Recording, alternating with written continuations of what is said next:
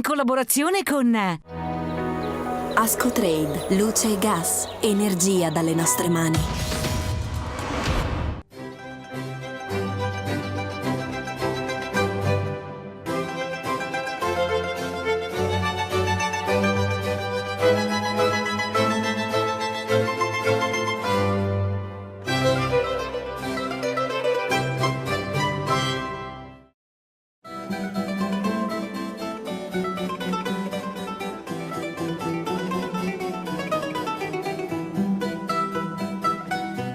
Le montagne di sfondo per la nuova avventura di Agricoltura Veneta, benvenuti.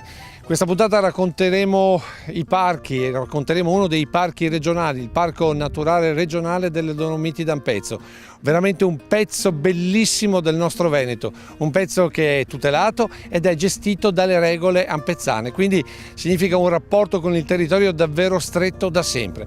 Per questo parliamo con l'assessore Cristiano Corazzari, benvenuto.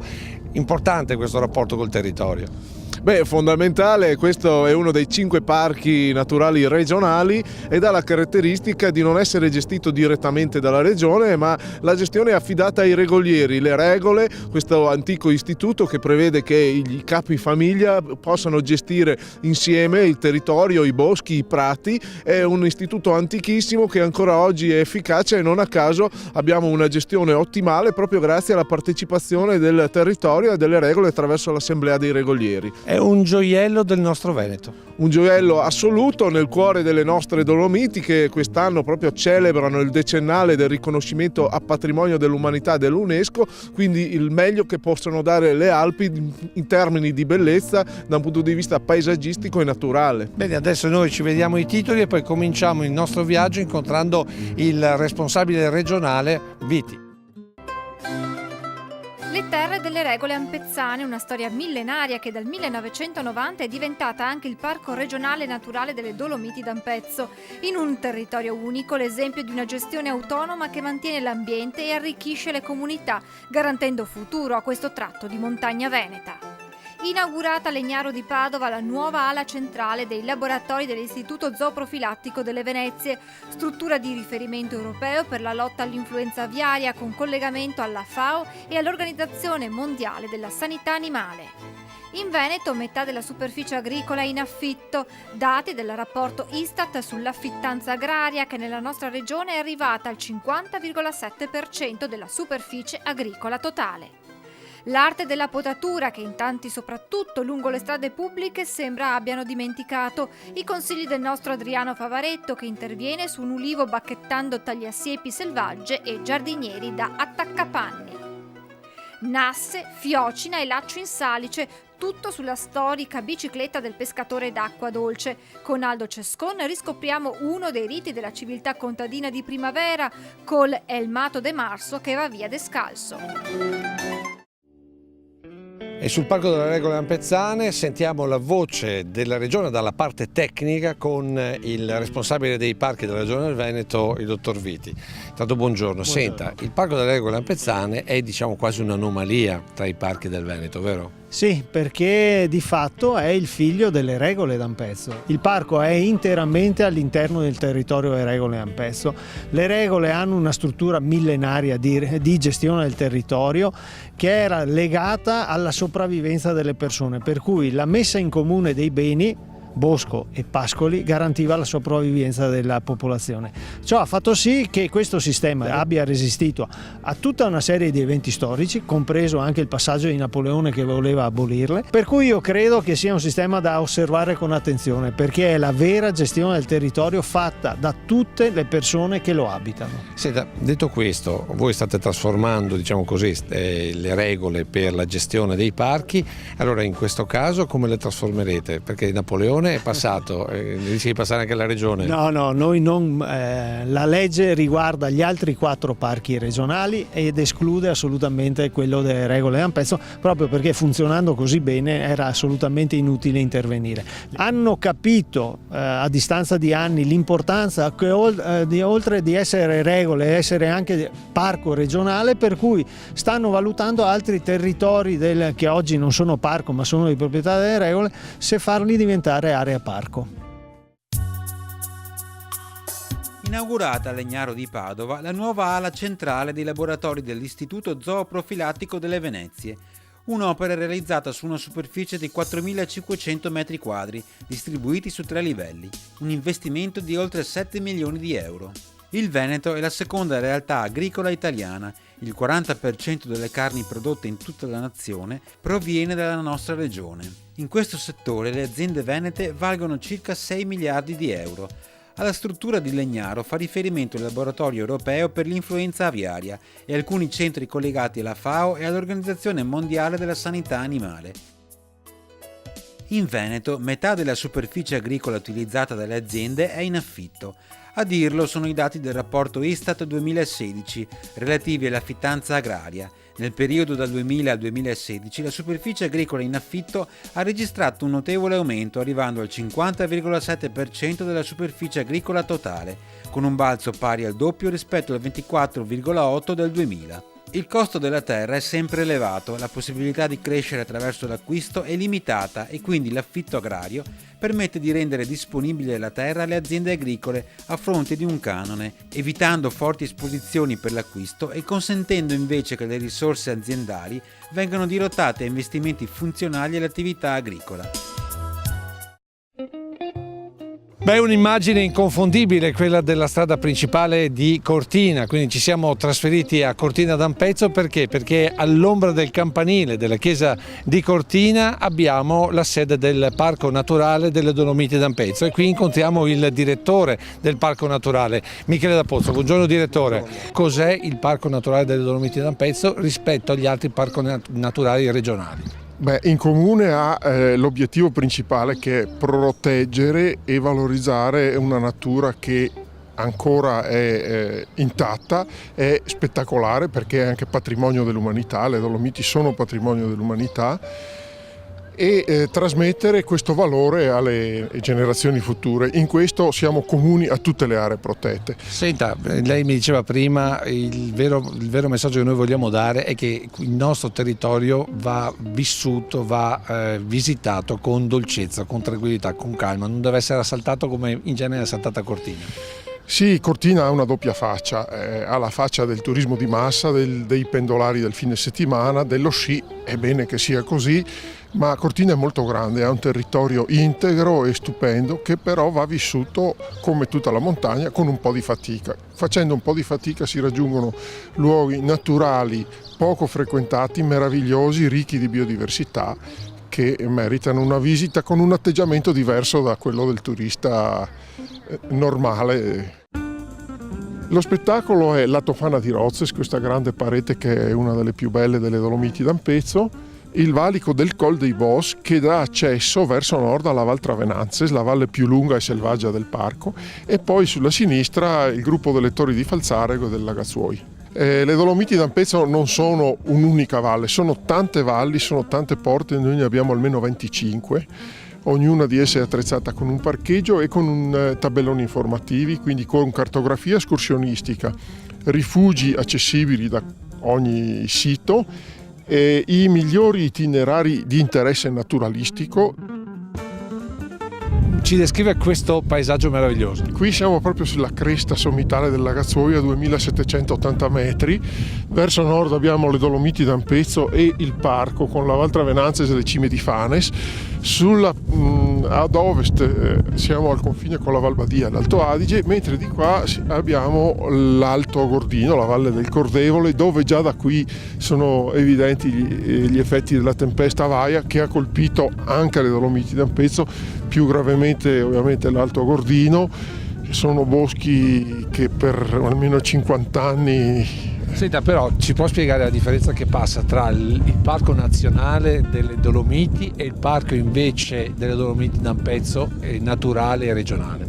Il parco regionale ovviamente è stato istituito dal Consiglio regionale del Veneto d'accordo con la comunità ampezzana, cioè con la comunità delle Regole d'Ampezzo, che sono anche il gestore del parco. Il parco nazionale ha dimensioni ben diverse perché seppure non tanto più grande per dimensioni, copre 30 comuni e copre un'area selvaggia che va da Feltre a Longarone nella parte bassa della provincia di Belluno. Qui siamo invece in un unico grande comune, in un'unica grande proprietà che è quella della comunità delle Regole d'Ampezzo. Qui siamo di fronte proprio a un pino cembro che potrebbe essere l'albero simbolo delle Dolomiti d'Ampezzo. Questo albero avrà 400 anni almeno, è sopravvissuto alla Grande Guerra, a chissà quali tempeste e fulmini. È un albero che cresce nelle Alpi interne, quindi in Veneto lo troviamo solo a Cortina d'Ampezzo, ad Auronzo di Cadore e a Livina Longo del Col di Lana. È quello che assieme all'Arice si spinge più ad alta quota, è quello che forma il limite superiore del bosco, e ogni tanto ci sono dei soggetti che sono di una tale bellezza nella loro contorsione e irregolarità che sono dei monumenti naturali. Ringraziamo il direttore del parco. Adesso noi ci fermiamo un attimo, vediamo un servizio dedicato ad Agrimont nel secondo fine settimana di apertura, poi un po' di pubblicità e poi continueremo con la seconda parte di Agricoltura Veneta dedicata al Parco delle Dolomiti Ampezzane.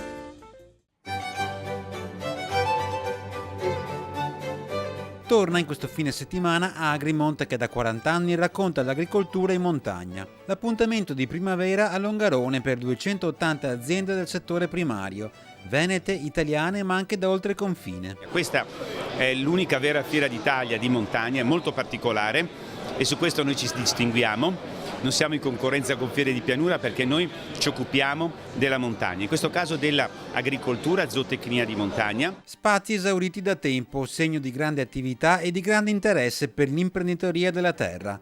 Non solo dal Veneto, visti gli espositori, provenienti da 14 regioni italiane e da 13 paesi esteri. Ed è una delle più importanti manifestazioni dopo la mostra del gelato e Arredamont, però penso che ormai abbia raggiunto i livelli di Arredamont in questi anni, e questo grazie ovviamente agli espositori che continuano a crederci, a questo mondo, il mondo del settore primario, che è un settore vitale, fondamentale, soprattutto per chi vive la montagna. Montagna veneta che anche qui, a distanza di 5 mesi, non dimentica la tempesta Vaia di fine ottobre. Diventa un'opportunità, diciamo, per le imprese che sono presenti qui oggi, più di 180, che naturalmente con le loro tecnologie e le loro esperienze danno supporto alle imprese boschive della nostra regione. Per questo la montagna ha bisogno di una nuova visione politica, sia nazionale che comunitaria. Anche noi vogliamo partecipare con la nostra fiera a questa pressione che dobbiamo fare sulle autorità pubbliche sia nazionali che europee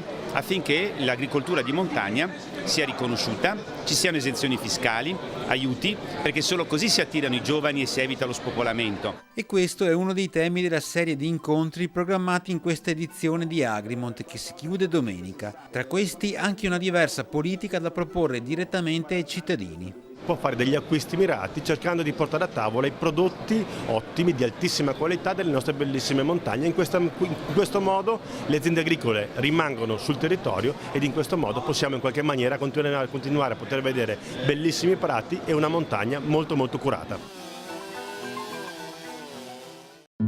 L'immagine del cristallo per la seconda parte di Agricoltura Veneta dedicata al Parco Naturale delle Dolomiti Ampezzane, il Parco delle Regole, il Parco della Regione del Veneto. Sono con il direttore Michele D'Apozzo. Direttore, lei ci ha portato con dietro una maga che è una maga delle regole, ma qui come funzionano? Quali sono le regole?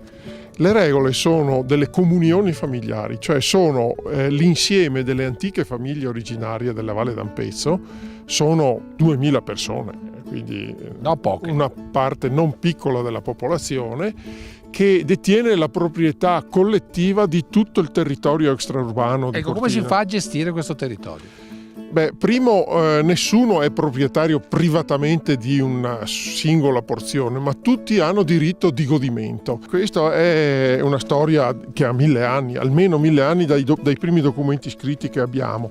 E quindi è una comunità che per sopravvivere in montagna, per l'utilizzo dei pascoli e dei boschi, ha dovuto organizzarsi in comunità perché i singoli privati non avrebbero potuto sopravvivere. Ecco, la gestione allora come viene fatta di questo parco? La gestione del parco è una gestione, diciamo, pubblico-privata, perché all'atto dell'istituzione del parco le regole hanno accettato con grandissima maggioranza ancora 30 anni fa di farlo il parco, purché fosse gestito da noi.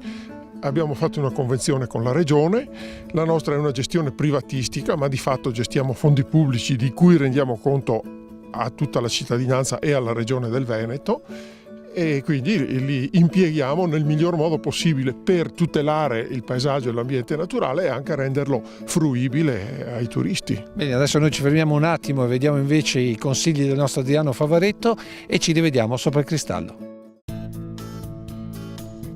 Come anticipato, oggi parliamo della potatura dell'ulivo. Qui ci troviamo di fronte a un ulivo che purtroppo è stato trascurato per alcuni anni, quindi bisognerà fare un intervento abbastanza drastico, perché lasciarlo così non si può, e onde evitare poi di trovare rami così. Questo è segno proprio che è stato trascurato per anni. Allora bisogna fare una potatura drastica, anche considerato che da noi proprio non è che l'ulivo venga potato per la produzione dell'uliva, diciamo, no? È più ornamentale che altro. Ecco qua, in questo caso devo segare questo ramo qui, proprio eliminarlo, perché altrimenti lavora sempre su in cima e io ho bisogno di ridurlo per fare la chioma più basso e renderlo anche più ornamentale. È brutto fare questo tipo di potature così quando si trascura, però ci vogliono, bisogna avere il coraggio. Ecco, con l'ultimo taglio dell'ultimo rametto abbiamo fatto la potatura come si deve, vedete il materiale che è stato tagliato, pur lasciando la pianta non un attaccapanni, ma abbastanza omogenea, giusta proporzione tra tronco e rami. Un altro consiglio è quello di coprire con del fango la parte che abbiamo tagliato qua su in cima. Ci mettete un po' di fango bagnato, spalmate sopra e lasciate lì. Serve a proteggere un po' per la vista dell'occhio, così intorbiare il discorso si dice, e anche per evitare che la pianta nidifichino parassiti. Buon lavoro! Qui siamo alle falde del Cristallo, questa qua in cima è la cima del Cristallo, è una delle cime del parco, uno dei 3000, e siamo sul ramo orientale del parco. Di qua abbiamo la Val Padeon che sbocca verso nord. Quello è il cristallino? Quello è il cristallino d'Ampezzo.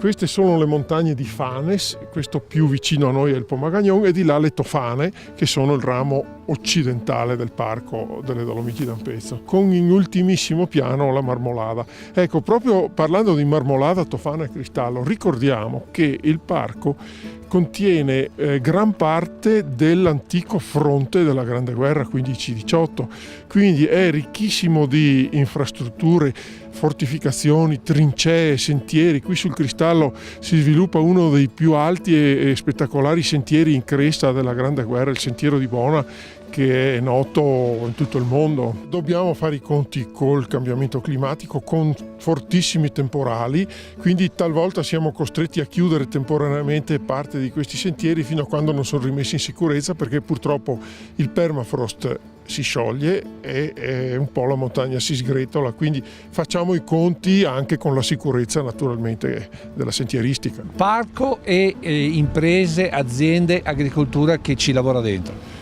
Ecco, sono le regole stesse ad essere azienda, perché noi le malghe le gestiamo direttamente, la gestione del legname anche.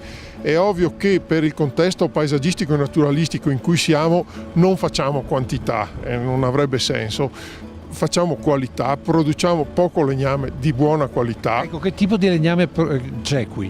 Quello che è veramente importante per Cortina è il larice, il pinocembro, come abbiamo già detto, e anche l'abete rosso. Adesso purtroppo ce n'è molto di schiantato, però qui esiste una rete molto sviluppata e importante di aziende artigianali di falegnami. E poi c'è il turismo. Per saperne di più di questo parco, cosa devo fare? Dove ci si deve orientare? www.dolomitiparco.com è il nostro sito, troverete infrastrutture, informazioni su tutti i punti di ristorazione, malghe, sentieristica, vie ferrate, sentieri di guerra e anche contenuti diciamo di tipo culturale e naturalistico. Allora, ringraziamo il direttore del parco, lo ringraziamo anche per averci fatto trovare una giornata di sole meravigliosa, e proprio per questo diamo la linea al nostro Giancarlo Iannicelli per le previsioni della settimana.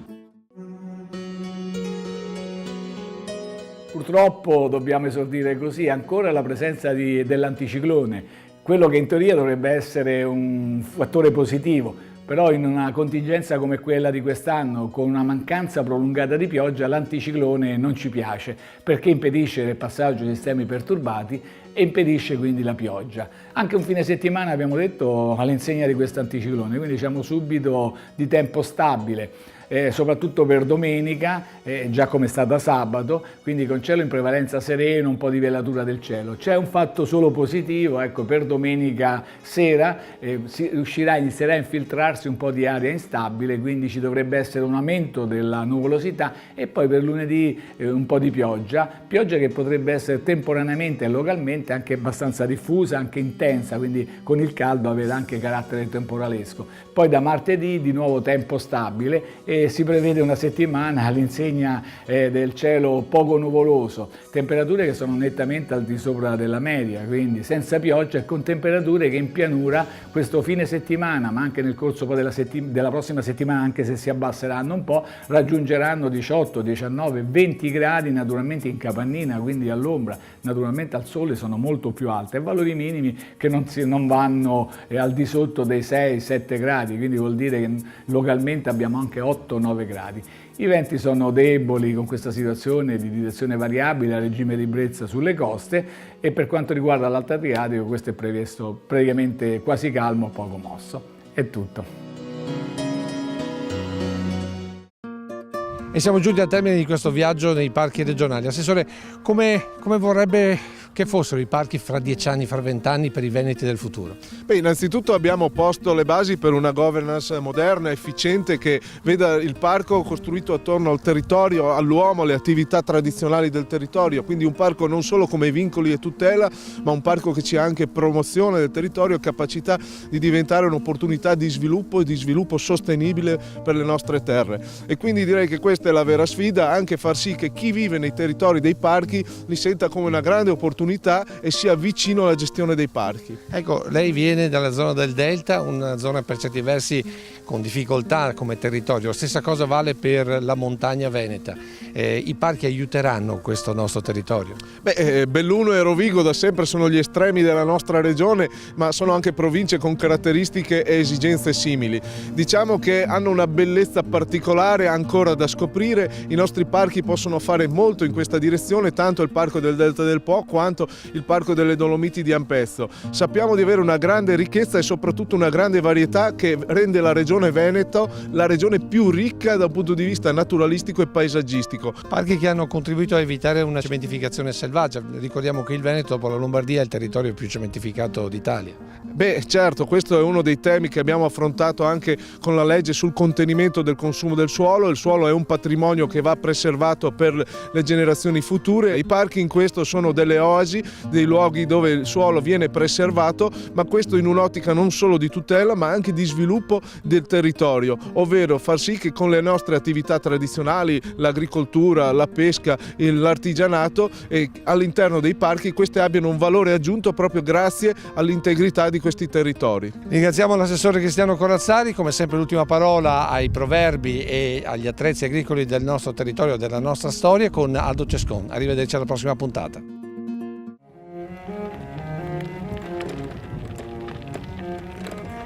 Buongiorno signori, guarda qua, mi becca su tutti i cantoni a suonare a pescare, ma se magra, cioè, mi lo porta via Fossina, mi lo porta via Lasso e Nasse, non c'è più niente sui fossi, che c'è poca acqua, non piove, e poi dopo cosa vuoi che ti dica, guarda qua, è il matto del marzo va via descalzo, dice il proverbio. Poteva dire i fossi che c'è chi osei bianchi, alti, cosita, che ha un collo che va dentro e ti mangia tutto il pesce. Sto contadino è proprio sfortunato. Quando che semina il turco così, i corvi che io mangia. Poi semina la soia, arriva all'esercito, dico, è un bifanetto di tutto. Ma guarda che quando che se ora è bata formento, se sei quattro, una stanta, arriva io sei e che mangia quello. E dopo così, se di staffa secco, e il contadino intanto tase sempre. Se tempesta, e il contadino tase sempre. Così ora di uva arriva ai tornei, mangia a uva. E diamo boia, quando vede 4 euro per il campo, sì, credo che possa fare, non puoi fare niente, ma quando chi viene a sparare, i cacciatori ti invitano a mangiare una cianta e toglie qua poi in tassato. Caro mio, oppure qui hai di cinghiali, quando chi arriva, i mangia fuori tutto e ti bisogna che te tagli, cosa vuoi tu. E il contadino sei un santo, se è anche vero che ne sei pochi però. E cosa vuoi io, questa storia che avesse aiutato? Mio nonno mi diceva sempre quando che ero c'era, vale che il contadino se fa sia stanno che viene. Ecco questo, che Dio vi manda buona e che abbia una bella piantina di salvia. Stammi bene.